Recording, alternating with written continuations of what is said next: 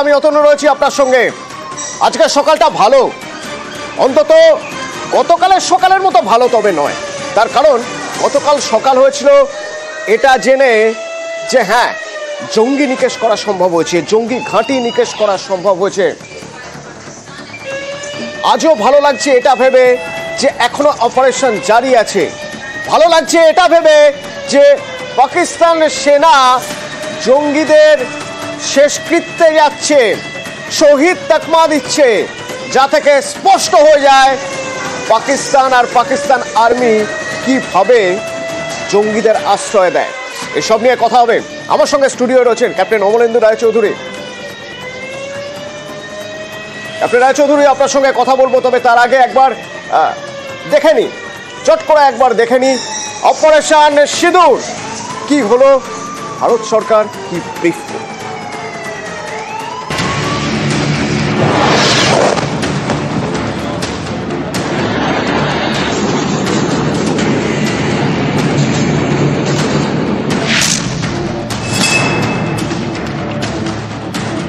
পেহেলগাঁও হামলার বদলা, mini Switzerland বৈশরণকে রক্তাক্ত করার প্রত্যাঘাত, 9টি জঙ্গি ঘাঁটি ভেঙে গুড়িয়ে দিল ভারত। অপারেশন সিঁদুর, মাঝরাতে মাত্র 25 মিনিটে সব তছনছ। সিঁদুর মোছার জবাবে অপারেশন সিঁদুর।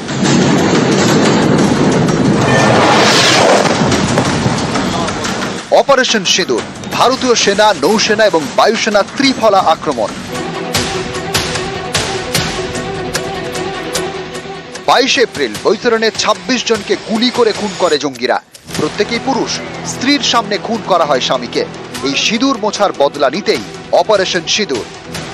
এই নামটা খুবই অ্যাপ্রোপ্রিয়েট এবং যিনি এই নামটা দিয়েছেন তিনি এই সময়টা চুজ করে এই নামটাই দিয়েছেন যে যারা আমাদের মহিলাদের মাথার সিঁদুর মুছে দিয়েছে তাদেরকে ছাড়া যাবে না, এবং সেই জন্য তাদের নাম করে এই মিসাইলগুলো একটার পর একটা 25টা মিসাইল বা 26টা মিসাইল যে কটাই ইউজ করা হয়েছে সেইভাবে কিন্তু টার্গেট করে উগ্রবাদীদের এগেনস্টে এই মিসাইলগুলো দাগানো হয়েছে। পেহেলগাঁওয়ে হিন্দুদের খুন করা হয়েছিল। হিন্দু শাস্ত্র মতে 13 দিনের শোক, 15 দিনের মাথায় বদলা। জঙ্গিরা খুন করেছিল ধর্ম জেনে, ভারত বদলা নিল ধর্ম জানিয়ে।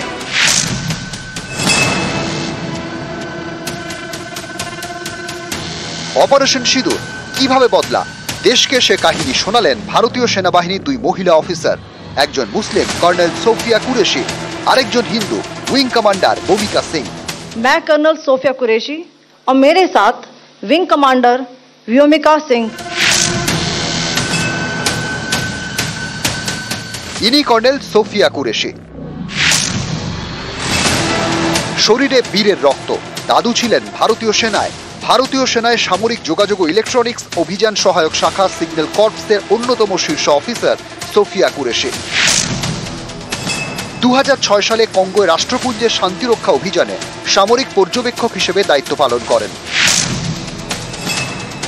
2016 সালে 18টি দেশের সামনে প্রথম মহিলা হিসেবে ভারতের সামরিক মহড়ায় নেতৃত্ব দেন। পুনের ওই সামরিক মহড়া ছিল ভারতে আয়োজিত সবচেয়ে বড় সামরিক মহড়া। আর কোনো দেশের মহিলা ওই দিন নেতৃত্ব দেননি। ভারতের হয়ে নেতৃত্বে ছিলেন সোফিয়া কুরেশি। रात 1:05 से 1:30 बजे के बीच भारतीय सशस्त्र बलों द्वारा अंजाम दिए गए ऑपरेशन सिंदूर के बारे में जानकारी देंगे।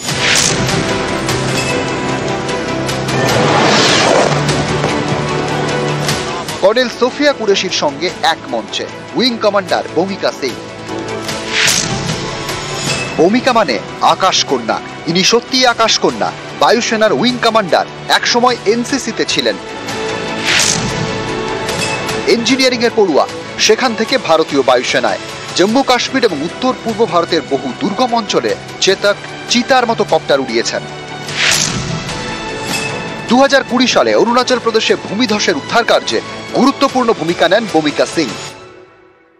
It must be said that the Indian Armed Forces are fully prepared to respond to Pakistani misadventures, if any, that will escalate this situation.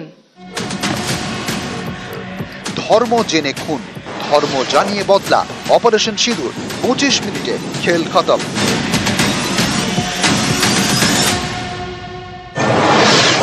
18 Bangla. Captain Roychowdhury রয়েছেন আমার সঙ্গে। ক্যাপ্টেন রায়চৌধুরী, আপনার দীর্ঘদিনের অভিজ্ঞতা, কিন্তু আমরা অন্তত এটা বুঝতে পারি, being a civilian, being a layman, আমরা অন্তত এটুকু বুঝতে পারি একটা যুদ্ধ দেখা যায়, একটা যুদ্ধ দেখা যায় না। যে যুদ্ধ সীমান্তে হচ্ছে নিয়মিতভাবে, কখনো হেভি শেলিং হচ্ছে, সেটার মোকাবিলা কিভাবে সম্ভব? কারণ সেটার পরিমাণ তো আরো বাড়বে। কারেক্ট। যুদ্ধ যেটা দেখা যায় আপনি সেটার উপরে জোর দিচ্ছেন, যেটা আমি বুঝলাম। এই যুদ্ধ যেটা দেখা যায় সেটা প্রথম যেটা আমাদের দরকার যুদ্ধক্ষেত্রে থাকতে, সেটা হচ্ছে নিজের মরাল, সাহস, এবং কী জন্যে আছি, কার জন্যে আছি, এবং আমার থাকার পেছনে আমার দেশ কি কি আশা করছে। এইটা যখন মনের মধ্যে এসে যায় তখন আমার পরিবারে কে আছে না আছে সেগুলো সব মানুষ ভুলে যায়। তখন মানে আমি আমার এক্সপিরিয়েন্স থেকে বলছি, যেটা 71 হয়েছে, তখন আমার বয়স কত, 23 বছর হবে। তখন আমি কিন্তু একটা কোম্পানি তখন আমি লিড করছিলাম কোম্পানি কমান্ডার হিসেবে। আমি জানি যে আমার কোম্পানি কমান্ডারে আমার কোম্পানি যারা আছে তাদের দায়িত্ব আমার ওপর। যে সেক্টরটাকে আমাকে আটকানো, মানে ডিফেন্স নিয়ে রয়েছে, এখান থেকে যাতে শত্রু না ঢুকতে পারে, যদি অ্যাটাক করে আমি কীরকমভাবে ইনফরমেশন পেছনে দেবো, এই যে দায়িত্বগুলো সেগুলোকে আমাকে পালন করতে হবে। এটা হচ্ছে আমার তখন। তারপরে হচ্ছে কি যে আমার ওপর ডিপেন্ড করছে আমার দেশের, আমার প্রত্যেকটা মানুষের মান সম্মান এবং ইজ্জত। ঠিক এইগুলো যখন আমরা ভাবনা চিন্তা করি তখন কিন্তু আমরা অন্য জগতে চলে যাই। তারপরে হলো কি, প্রথম দিন গেল কি, তৃতীয় দিন গেল জানতে পারলাম আমার অমুক কোর্সমেট যুদ্ধে শহীদ হয়েছে। তখন কিন্তু রক্ত ফুটে ওঠে, একটা মানসিক যুদ্ধ। হ্যাঁ, তখন একটা মানুষের মধ্যে ইয়েছে, মানে রক্ত ফুটে ওঠে যে ও যদি আমার বন্ধুকে মেরে থাকে আমি অন্তপক্ষে আরও 10টাকে মারবো। এই যে একটা রিভেঞ্জ তখন এসে যায়, তখন একটা অন্যরকম শক্তি মানুষের, মানে মা দুর্গার শক্তি তখন আমাদের এর মধ্যে এসে যায়। হয়তো আমি একটু বেশি ইমোশনাল হয়ে যাচ্ছি, এসে যায়। এবং সেই সময় কিন্তু মানে কার যে কী শক্তি মানে ভর করে সেটা চিন্তার বাইরে, মানে একদম চিন্তা করা যায় না। আমি তো তখন একটা টিকটিকির মতো, মানে পাতলা, মানে এখন যেমন মোটা সোটা, তখনও একদম টিকটিকির মতো চেহারা ছিল। সেই নিয়ে করে তখন মানে কোনো রকমের কোনো ভয় ভীত কিচ্ছু নাই। তারপরে আরেকটা জিনিস কি, যে সমস্ত সিভিলিয়ান, মানে আমার দেশের সিভিলিয়ান যারা, তাদের তো 10 কিলোমিটার মতো পেছনে পাঠিয়ে দেওয়া হয়। তাদের অনেক সময় খাবারের অসুবিধা হয়, সার্ভিস মানে চেন নষ্ট হয়ে যায়, অনেক কিছু হয়। সেগুলোকে কীরকমভাবে মোকাবিলা করা যায়, কী যায়, সেগুলো মানে আনঅফিসিয়ালি আমরা অনেক কিছু করেছি। যেটা আমি করেছি সেটা বলছি আর কি। এই জিনিসগুলো করতে হয়, ফলে হয় কি, ওটা একটা রীতিমতো নিজস্ব একটা সংসার গড়ে ওঠে। এবং তারপরে যখন যুদ্ধটা শুরু হয়ে গেল, মানে এটা মানে যুদ্ধের জাস্ট কিছুদিন আগে মানে যেটা চলতে থাকে, যুদ্ধটা যখন শুরু হয়ে গেল তখন কিন্তু আর কোনো কিছু ভাবনা চিন্তার ব্যাপার নয়। তখন আসছে, আমরাও যাচ্ছি, ওরাও আসছে, যেটা হচ্ছে সেটা মানে যুদ্ধের ইয়েতে ঢুকে গেলাম আমরা। থ্যাংক ইউ ক্যাপ্টেন রায়চৌধুরী আমাদের তার অভিজ্ঞতার কথা বলছিলেন যে যুদ্ধ দেখা যায় সেই যুদ্ধের কথা, সেই যুদ্ধের সাক্ষী থেকেছেন তিনি 1971 সালে। আর আমি বলছিলাম দুরকম যুদ্ধের কথা, একটা যুদ্ধ দেখা যাচ্ছে, আরেকটা দেখা যাচ্ছে না। রাতের অন্ধকারে হানাদাররা এসে হানা দিয়ে চলে যাচ্ছে, যে হানা দেওয়ার পরিমাণ আরো বাড়বে আশঙ্কা করা হচ্ছে। কিরকম, কোথায় কোথায় দেখুন, পুঞ্চ রাজৌরিতে পাক গোলাবর্ষণে 15 জনের মৃত্যুর খবর পাওয়া যাচ্ছে, অন্তত 43 জন জখম। গতকালের ঘটনা। সীমান্তে কিভাবে জবাব দিচ্ছে ভারত? মৈত্রেয়ী রয়েছেন আমার সঙ্গে। মৈত্রেয়ী, একেবারে দেখো যে অবস্থা আমরা চোখে দেখতে পাচ্ছি, একদমই ভারতীয় বাহিনী তারা একেবারে প্রস্তুত রয়েছে। তাদের তরফ থেকে একেবারে ভারতীয় ভারত সরকারের তরফ থেকে এবং প্রতিরক্ষা মন্ত্রকের তরফ থেকেও, যে ভারতের তরফ থেকে ভারত এসকালেশন চায় না, কিন্তু যদি কোনো রকম ভাবে ভারতকে প্রভোগ করা হয় তাহলে তার যোগ্য জবাব ভারত দেবে, এবং সেটাই কিন্তু দিয়েছে।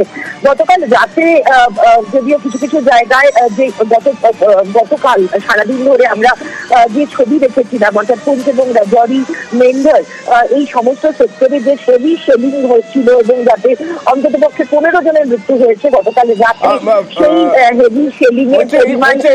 আরেকটু আপডেট চাইবো আমি। পুঞ্চে 4 জন শিখ নিহত হয়েছেন, শিখ সম্প্রদায়ের 4 জনের মৃত্যু হয়েছে এবং গুরুদ্বারা ক্ষতিগ্রস্ত হয়েছে।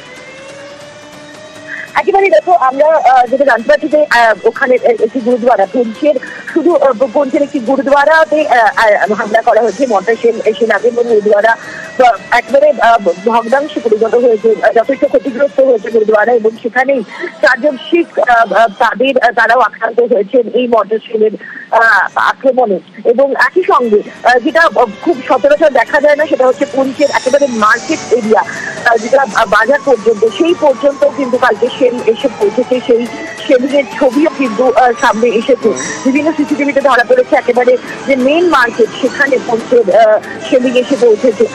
এখনো পর্যন্ত যদি সীমান্তের অবস্থা বলতে হয়, তাহলে এই জম্মু পুঞ্চ রাজৌরি সেক্টরে এখনো পরিস্থিতি যথেষ্ট থমথমে। একাধিক প্রায় সমস্ত এই সেক্টরের স্কুল, সরকারি বেসরকারি স্কুল, কলেজ সমস্ত বন্ধ রাখা হয়েছে, এবং একেবারে যারা নাগরিকরা রয়েছেন তাদেরকে বিনা প্রয়োজনে বাইরে বেরোতে মানা করা হয়েছে, এবং প্রয়োজনে সেদিকে শব্দ শুনলেই ওখানে রাখা হয়েছে নিরাপত্তার জন্য। ধন্যবাদ মৈত্রীর সঙ্গে কথা বলছিলাম। কর্নেল রায়চৌধুরী, আমি এই জায়গাটায় বারবার আসার চেষ্টা করছি যে একটা প্রত্যাঘাতের চেষ্টা সবসময় ওরা করবে, আমাদের প্রস্তুত থাকতে হয়। আম আদমি, সিভিলিয়ান, যারা নিরস্ত্র, যাদের কোনো অস্ত্র শিক্ষা নেই, তাদের বাঁচানোর জন্য সীমান্তে পুঞ্চ সেক্টরে সেখানে যেভাবে হেভি শেলিং হচ্ছে, গুরুদ্বারা পর্যন্ত ভেঙে গিয়েছে, 4 জন শিখ নিহত হয়েছেন। এই জায়গায় আমাদের মোকাবিলা করার জন্য আমরা ঠিক কি করে থাকি? প্রথমে একটা জিনিস আমি খুব ক্লিয়ার করে দিতে চাই, মানে আমার যে ওই বিশেষ করে আমি কমিশন পেয়ে ওই সাম্বা এরিয়াতেই ছিলাম, ওই এরিয়া আমার ভালো করে জানা আছে, এবং ওখানকার যারা স্থানীয় লোক তারা কিন্তু মানে 71-এর কথা আমি বলছি, তারা কিন্তু ভীষণভাবে acquainted with this type of situation. মানে এইরকম সিচুয়েশন হলে কী করতে হবে না করতে হবে তারা কিন্তু অনেক বেশি মানে এক্সপিরিয়েন্স, কারণ তখন 65-এ অলরেডি যুদ্ধটা হয়ে গেছে, তারপরে 6 বছর পরে হয়েছে 71-এ, ফলে তারা এই জিনিসটা কিন্তু তখন এক্সপিরিয়েন্স ছিল। এবং এখানে হয় কি, যখন যুদ্ধের ইয়েটা হয় তখন আমাদের এলওসি থেকে 10 কিলোমিটারের মধ্যে কোনো সিভিলিয়ানকে রাখা হয় না, ওই জায়গাটাকে খালি করে দেওয়া হয়। যারা থাকবে তারা 10 কিলোমিটার পেছনে থাকবে, এবং তারা নিজেরাই জানে যে কীরকমভাবে আর্মির স্টাইলে ট্রেঞ্চ কেটে নেওয়া, তারপর বাংকার, এগুলোকে ওরা ভালো মতো জানে। এখন বাংকার, এই যে এখন যে সমস্ত বাংকার আমরা দেখতে পারি, দেখছি মানে আপনাদের টিভি মারফত, একদম কংক্রিট বাংকার ইয়েরা তৈরি করে নিয়েছে আমাদের সিভিলিয়ানরাও, মানে যখনই এসে হয় ওরা ওর মধ্যে ঢুকে যায়, মানে ভীষণ সায়েন্টিফিক ওয়েতে ওরা তৈরি করেছে। তখন কিন্তু এই সমস্ত জিনিস এত ছিল না, তখন আমাদের কিছু ছিল পিল বক্স, যেগুলো আমাদের মানে মেশিন গান রেখে ফায়ারিংয়ের ব্যাপারগুলো ছিল, সেগুলো অন্য জিনিস। কিন্তু এরা এখন যেটা করেছে এটা একদম সম্পূর্ণ আধুনিক মতে এরা করছে, কারণ এখন অনেক অ্যাডভান্স। এখন এই জিনিসগুলোর জন্যে যখন আমরা এটা গেছি, আর আমরা গিয়েছি অলরেডি, একটা অপারেশন হয়ে গেছে, এটা যদি আমরা মনে করে নিই যে এখানেই এটা শেষ হয়ে যাবে, তাহলে কিন্তু আমরা ভুল করব। এক্স্যাক্টলি, এখানেই এটা শেষ হবে না, এটা সবে শুরু হলো। তো যেরকম বলছিলাম আপনাদের যে প্রত্যেকটা সেক্টরে অ্যালার্ট করা হয়েছে, সেই প্রত্যেকটা সেক্টরের মতো উড়ি সেক্টরের ছবি আপনাদের একটু দেখাতে চাইবো। সেখানেও হেভি শেলিং হয়েছে, সেখানে আমার সহকর্মী ছিলেন এবং তিনি ঘুরে দেখিয়েছেন যে ক্ষয়ক্ষতি ঠিক কী রকম। চট করে একবার দেখে নেওয়া যাক। मैं इस वक्त सलामाबाद उड़ी में हूं, जो लाइन ऑफ कंट्रोल का एरिया है, और आप देख सकते हैं पाकिस्तानी आर्मी की तरफ से जो शेलिंग की गई उससे यहां पे घरों को कितना नुकसान हुआ। ये 2 घर पूरी तरह से तबाह हुए हैं, इनमें आग लगी जो ही भारत की तरफ से पाकिस्तान पर अटैक किया गया, उसके फौरन बाद पाकिस्तानी आर्मी ने इंडियन आर्मी के बंकर्स पे फायरिंग की और सिविलियन पॉपुलेशन को भी निशाना बनाया। और यहाँ पे जो गोले गिरे, बताया जा रहा है कि आर्टिलरी शेल जो है वो यहाँ पे गिरे और जोरदार धमाकों की आवाज सुनाई दी। और देखते ही देखते ये घर जो है दोनों ढह गए और इर्द गिर्द जो है काफी घरों को नुकसान पहुंचा। पहले मैं दिखाने की कोशिश करूंगा, ये देख सकते हैं आप, ये इस घर का किचन है और ये पूरी तरह से सब कुछ यहाँ पे बर्बाद हुआ है। बर्तन तबाह हो गए, गैस सिलेंडर की हालत आप देख सकते हैं।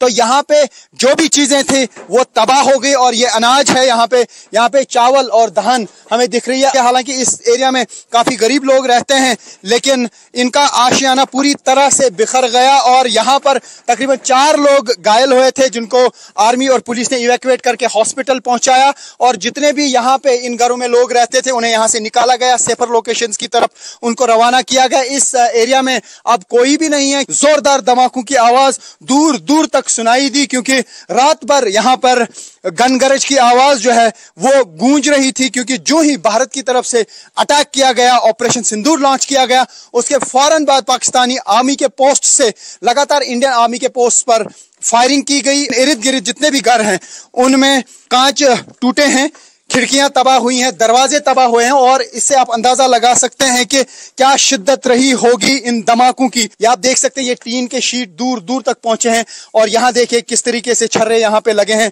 ये आप क्लोजली देख सकते हैं, इस पे सीधे एक गोला लगा है, हो सकता है मोटार शल लगा हो। ये उड़ी का हाल है, लेकिन इसके अलावा कुपवारा में भी काफी घरों को नुकसान पहुंचा। करनाह का जो एरिया है वहां पर काफी लोगों को नुकसान पहुंचा, घर और मार्केट को भी वहां पे नुकसान पहुंचा। अभी तक 3 लोगों की पूरे जम्मू कश्मीर में मौत हुई है पाकिस्तानी आर्मी की शेलिंग की वजह से। Rifat Abdullah, news 18 India. কথায় বলে ঘর সামলে তারপর বাইরে দেখতে হয়, কিন্তু পাকিস্তান কবে বুঝবে যে ঘর সামলানো আগে জরুরি? ঘর যদি না সামলায় বিদ্রোহীরা তো ঘর টুকরো টুকরো করে দেবে। একটি ছবি দেখাই আপনাদের, লাহোরের ছবি।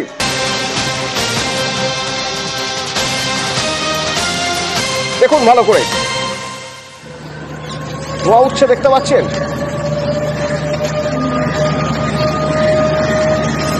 সাইরেন বাজছে। এই ওয়ালটন এয়ারপোর্টে কি হয়েছে আপনাদের একবার জানিয়ে রাখি। বিভিন্ন পাক সংবাদ মাধ্যম বলছে এই ওয়ালটন এয়ারপোর্টে বেশ কয়েকটা বিস্ফোরণের শব্দ পাওয়া গেছে, বেশ কিছু বিস্ফোরণের শব্দ পাওয়া গেছে লাহোরের এই এয়ারপোর্টে। স্থানীয়রা তাই দাবি করছেন। কারা ঘটালো বিস্ফোরণ? না, এখানে তো অন্তত ভারত এই ধরনের ঘটনা ঘটিয়েছে এটা বলার কোনো জায়গা নেই।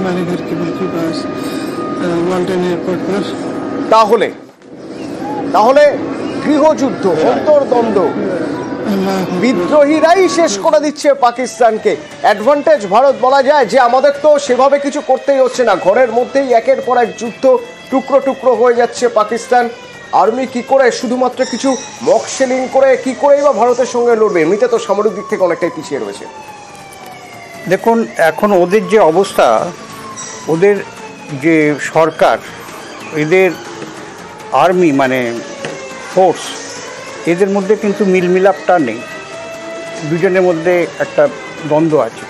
এবং আমরা যখনই যে কাজের জন্য যাচ্ছি, যে ডিসিশন নিচ্ছি, দেখবেন যে আমাদের 12 দিন 10 দিন করে একটা মিটিংয়ের পর মিটিং হচ্ছে, সবাই মিলে একটা কোঅর্ডিনেট করে, এমনকি সবাই মিলে সমস্ত রাজনৈতিক দল মিলে আমাদের একটা ডিসিশন হচ্ছে, তারপরে আমাদের ফোর্স অ্যাকশনে যাচ্ছে। তার মানে কি, এটা একটা কনস্ট্রাকটিভ ওয়েতে আমরা যাচ্ছি। ওয়ারাস ওদের ক্ষেত্রে কিন্তু তা নয়, সেই জিনিসটা হচ্ছে না। ওখানে জঙ্গি গ্রুপ যেটা বলবে সেটা মানতে হবে, আর্মি গ্রুপ যেটা বলবে সেটা মানতে হবে, সিভিলিয়ানের কী ক্ষমতা আছে ওখানে, এই হচ্ছে মানে ওখানকার মোদ্দা কথা। সেইভাবে একটা দেশ কখনো যুদ্ধে যেতে পারে না। যাই হোক, এইটা নিয়ে আমাদের একটা কোনো রকম মানসিক সান্ত্বনা নিয়ে লাভ নেই। আমরা যখন যুদ্ধ করতে নেমেছি তখন কিন্তু আমাদের সম্পূর্ণ একটা শত্রুকে শত্রুর জায়গায় রেখে কিন্তু এগোতে হবে। সেখানে কোনো রকম কম্প্রোমাইজ করা বা তারা দুর্বল এই ভেবে আমি খুব শক্তিশালী এটা ভাবার কোনো কারণ নেই। যুদ্ধক্ষেত্রে সেটা হয় না। ফলে আমরা সবসময় মানসিকভাবে তৈরি থাকবো যে শত্রুকে শত্রুভাবেই নিধন করা। এখন এই যে আমাদের কাশ্মীরে এই উড়িতে যে দৃশ্যগুলো এইমাত্র আমরা দেখলাম, এইগুলো দেখার পর ওখানকার যে সমস্ত জনসাধারণ, যে সমস্ত লোক যাদের এই সমস্ত ক্ষয়ক্ষতি হয়েছে, তারা কিন্তু গভর্নমেন্টের ওপর অনেক বেশি আশা করবে। ঠিক যেমন আমাদের 26 জন মারা গিয়েছিলেন, তাদের বাড়ি থেকে, তাদের সংসার থেকে আমাদের একটা আশা ছিল গভর্নমেন্টের ওপর, গভর্নমেন্ট সেটা ফুলফিল করেছেন। কিন্তু এই যে ওদের শক্তিটা, এই যে এটা গেলাম আমরা, ওদের হাইড আউটগুলোকে সমস্ত ধ্বংস করলাম, করে যদি আমরা চুপচাপ বসে থাকি তাহলে কিন্তু আমাদের এটা একটা কন্টিনিউয়াস প্রসেস, এটা কন্টিনিউয়াস চলতে থাকবে। এটা ভেরি রাইট, চলতে থাকবে, এটা চলতে থাকবে। এটা এর উপর আমাদের জোরের সঙ্গে এগোতে হবে। ঠিক, চলতে থাকবে। এবং সেই চলার ফল কি, সেই সুখবরগুলো হয়তো আমরা খুব দ্রুত পেতে থাকবো, আস্তে আস্তে পেতে থাকবো, নিয়মিত পেতে থাকবো। কারণ আগেও বলছিলাম আমরা, অপারেশন সিঁদুর শুধুমাত্র শুরু। অনেক দিন, অনেক ধৈর্য ধরার পর তারপর শুরু হয়েছে জঙ্গি নিধন পর্ব। কোনো সিভিলিয়ান নয়, আর্মি নয়, শুধুমাত্র বেছে বেছে ঘরে ঢুকে জঙ্গিদের মারার এই কাজ অপারেশন সিঁদুর দিয়ে শুরু হয়েছে। জারি থাকবে। আর কি কি খবর পাচ্ছি সীমান্ত পার থেকে জানাবো বিরতির পর, সঙ্গে থাকুন।